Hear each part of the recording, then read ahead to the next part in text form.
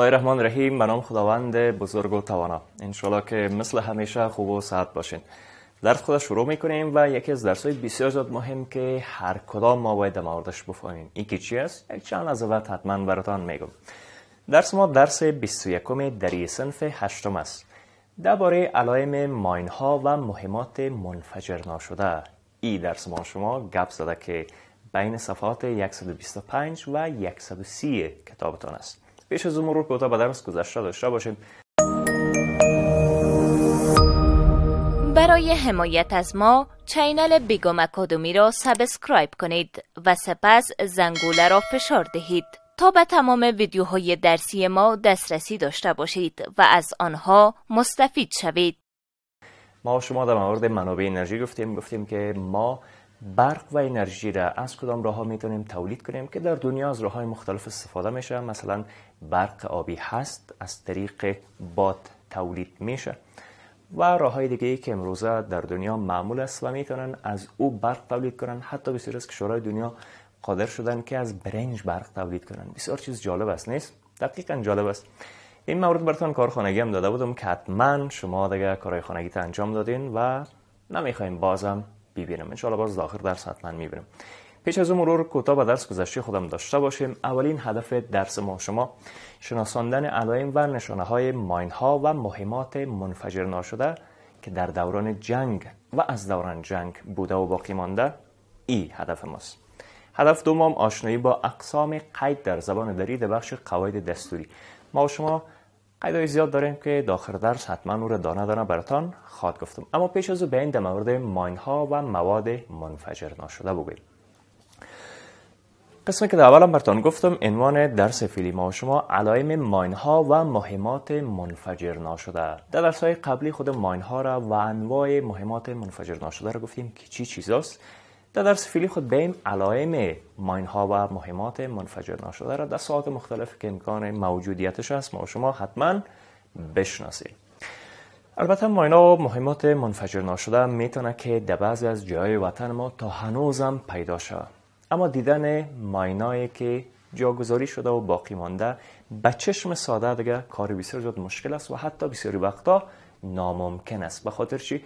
به خاطر که اکثرا و همیشه ماین ها در زیر خاک دفن شده هستند و در زیر خاک جاسازی میشن. از این خاطر ما نمیتونیم که به چشم عادی و غیر مسلح ماین ها را ببینیم.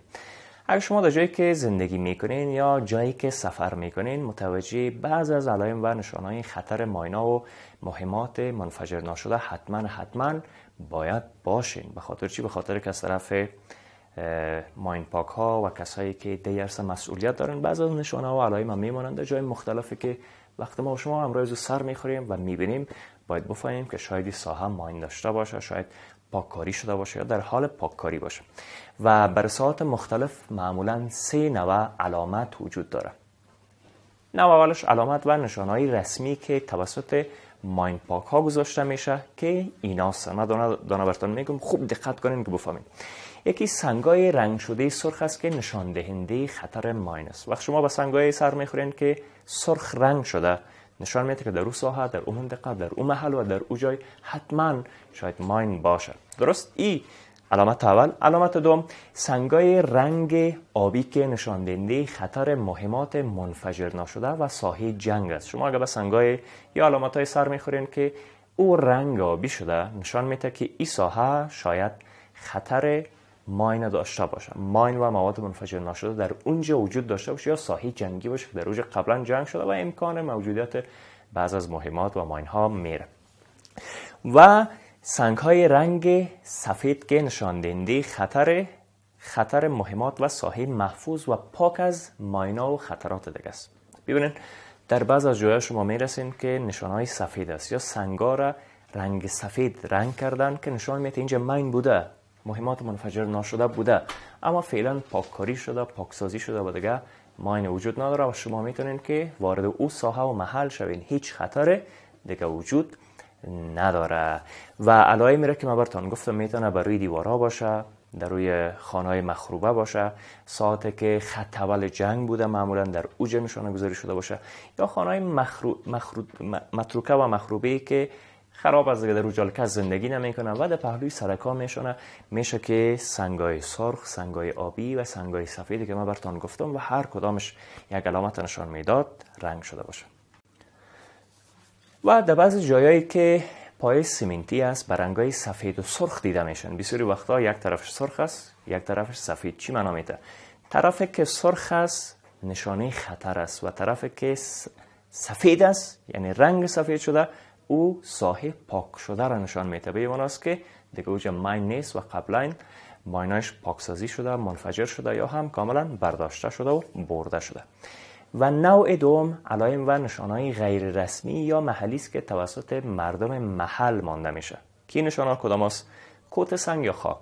در بسیاری جاهای شما در قریه ها خدای نخواسته در دیهات ما در جایی که ما زندگی میکنیم شاید اطراف باشه یا هم ولسوالی باشه یا در جایی که ما هستیم یک ولایت هستیم به شکل رسمی ماین پاکا نشانه گذاری نکردن. اونم سفید و آبی و سرخ نیست. مردم اونم محل میان سنگار کوت میکنن یا خاک کوت میکنن مثل یک تپگک. نه این میشه یک علامه موجودیت ماین باشه. و تیری که از چوب یا سنگ ساخته شده و به طرف ساحه خطر نوکش مانده شده. دیدین یک تیر ساخته میشه یک سمت نشان میده با این است که اونجا ماین است. با اون مسیر دیگه نرین یا وارد اون ساحه و محل نشوین. و شاخشای درختها، چوب و غیره چیزایی که راه یا سرک مسدود کرده باشه. شما بسیاری وقتا میرین که سرایش یک درخت ماندن یا شاخچه و چوبا و یارو ماندن. به این معنی است که داخل اون ساحه نشویم که شاید در اونجا ماین وجود داشته باشه.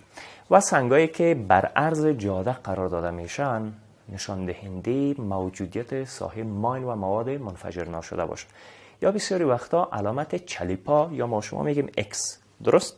در بعض جای است از چوب ساخته میشه به این شکل. از چوب ساخته میشه اون نشان میده که اینجا داخل نشوین، اینجا خطر است، اینجا شاید ماین یا مواد منفجره وجود داشته باشه. این علائم است که به شکل غیر رسمی مردم محل، بزرگا، موسفیدا، مولای مسجد ما یا وکیل گذر ما یا اهالی قریه ما این علامت ها را میمانن. اما علامت های غیر رسمی است که نشان دهنده ماین است. و سوم علائم و نشانهای احتمالی موجودیت ماینا و مهمات منفجر ناشده. دیگه چی چیزاست؟ در منطقه‌ای که قبلا جنگ بوده باشه شاید در اونجا ماین موجود باشه، شاید علامه نباشه. اما شما میفهمید که قبلا در اینجا جنگ شده. ما شما میفهمید که متاسفانه در وطن ما بیش از 40 سال جنگ بوده و اکثر نقاط وطن ما متاسفانه خانه‌ای بوده که او خانه تبدیل شده به پست‌های جنگی، محل جنگی. شاید در بین او خانه مواد منفجر ناشده باشه یا سرگلوله مرمی باشه یا سرگلوله تانک باشه یا ماین باشه. و موجودیت پوست یا استخوان حیوانات در یک ساحه. شما در یک جای میرسین که استخوان‌های حیوانات افتیده یا پوست حیوانات است، میگه نشان میده که شاید در اونجا ماین باشه. حیوانات وقتی که داخل شده منفجر شده، بالاخره اونم استخوان پوستشون اونجا باقی مانده. این نشان دهنده خطر است در اون ساحه که باید وارد نشین و احتیاط کنید. و قرارگاه ها و موضع‌های نظامی و کمینگاه ها میتونه که از دور فهمیده میشه. معمولا جایی که نظامی بوده باشه، کمینگاه بوده باشه، یک وقت جر میکندن اونجا موضوع جنگی شروع میشه یا قطعات نظامی، میتونه که علامت موجودیت ماین باشه. و نباتات خشک وحشی و اراضی که تغییر شکل داده باشن. بسیار جای شما سر میخورین در یک دشت رو، در یک بیابان و در قریه میرین که خود زمین و اراضی شکلش حالت طبیعی نداره. شاید اونجا چقوری کنده شده باشه یا یک جای حفره باشه یا سوراخ باشه. نشان از موجودیت ماین یا مواد منفجر است و احتمال باید بدیم که داخل اون ساحه نشیم. و موجودیت صندوق‌های مهمات، خود مرمی ها و بقایای وسایل نظامی که خراب شده باشه در ساحه نشان دهنده موجودیت ماین و مواد منفجره در اون ساحه است. و موجودیت توت‌های سیم و سیم خاردار در یک ساحه میتونه علامت موجودیت ماین باشه و شاید مواد منفجره در اون ساحه باشه.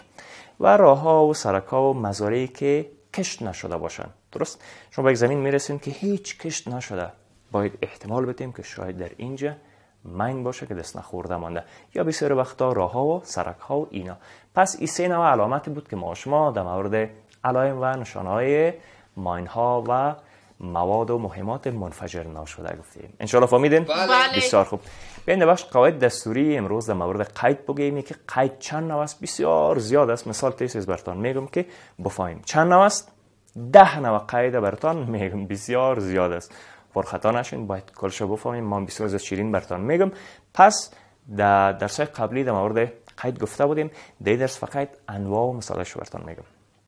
اولین نوع قید قید زمان است و قید زمان اوست که وقت وقوع فعل مشخص بسازه و نشان بده. مثلا میگیم که شفی و هدیه دیروز آمدند. دیروز نشان دهنده قید زمان است. گذشته رو بر ما و شما نشان میده. دومین نوع قید قید مکان که جا را نشان میده. قید است که جای وقوع فعل بیان میکنه. مثلا وحید کابل رفت. کابل یک مکان است. بر ما نشان میده که کابل قید مکان است. سوم قید مقدار. با او قید گفته میشه که اندازه و مقدار حالت وقوع فعل بیان میکنه. مثلا وحید بسیار کوشید. این بسیار قید چیست؟ قید مقدار و اندازه است. اگه میگفتیم وحید کوشید، خود دیگه کوش کرده، تلاش خود کرده. اما وقتی میگیم بسیار کوشید یعنی زیاد، مقدار و اندازش نشان میده. چهارمش میشه قید حالت که چگونگی وقوع فعل بیان میکنه. مثلا عبدالکریم و داود آهسته آهسته آمدند. یعنی یک حالت آهسته را نشان میده. اما آهسته آهسته حالت تیز نیست، حالت دویدن نیست، بلکه آرام و آهسته است. پنجم قید تأکید. قید است که تشدید وقوع فعل در بر داشته باشه. مثلا فریده و تهمینه حتما می روند. ای حتما اونمو قید چیست؟ تأکید. درست؟ و ششم قید پرسشی که در مورد وقوع فعل استفهام به عمل میاره. یعنی پرسان میکنه، پرسش میکنه. استفهام یعنی پرسش میکنه. درست؟ مثلا رویا و شگوفه چرا رفتند؟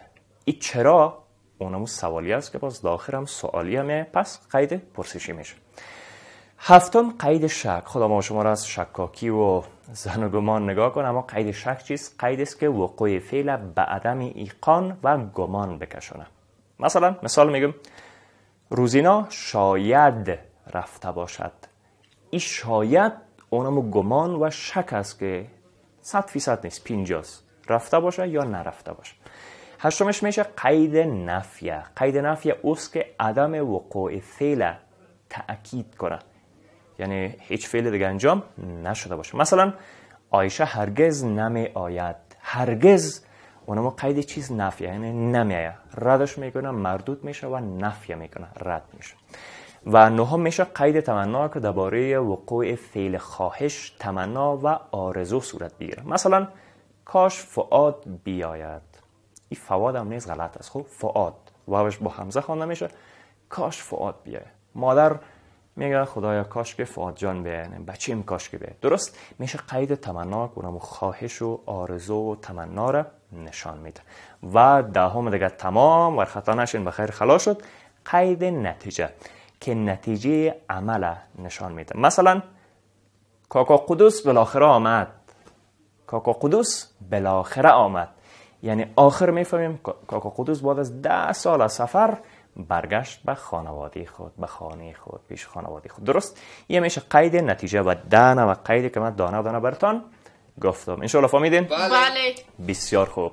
خوب است که فهمیدین. بیاین که کوتاه جمع‌بندی کنیم. ما شما در درس فعلی در مورد علائم و نشانه‌های ماین‌ها و مهمات منفجر ناشده گفتیم که در کدام ساحات احتمال موجودیت ماین است و اونها علامت سرخ، آبی، سفید و علائم‌های غیر رسمی و محلی که هست کدام است و جاهایی که ما شما احتمال موجودیت ماین یا مواد منفجر ناشده رو باید بدیم وارد ساحه نشیم. و در بخش دستور زبانم با قید و انواع قید از اول تا به دهم براتون گفتم.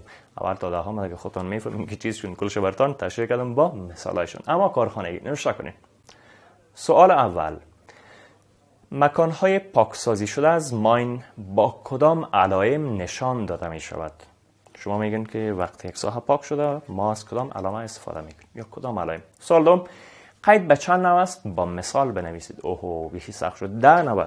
خیر شما 5 نوشته نشته کنین، مثالم نشته کنین، کافی است. باز من ان شاء الله میبرم. درس ما تمام شد. ان شاء الله که خوب فهمیده باشین. متوجه ساعتتان حتما باشین. قبل از آغاز درس بعدی وقفه کوتاه میگیریم.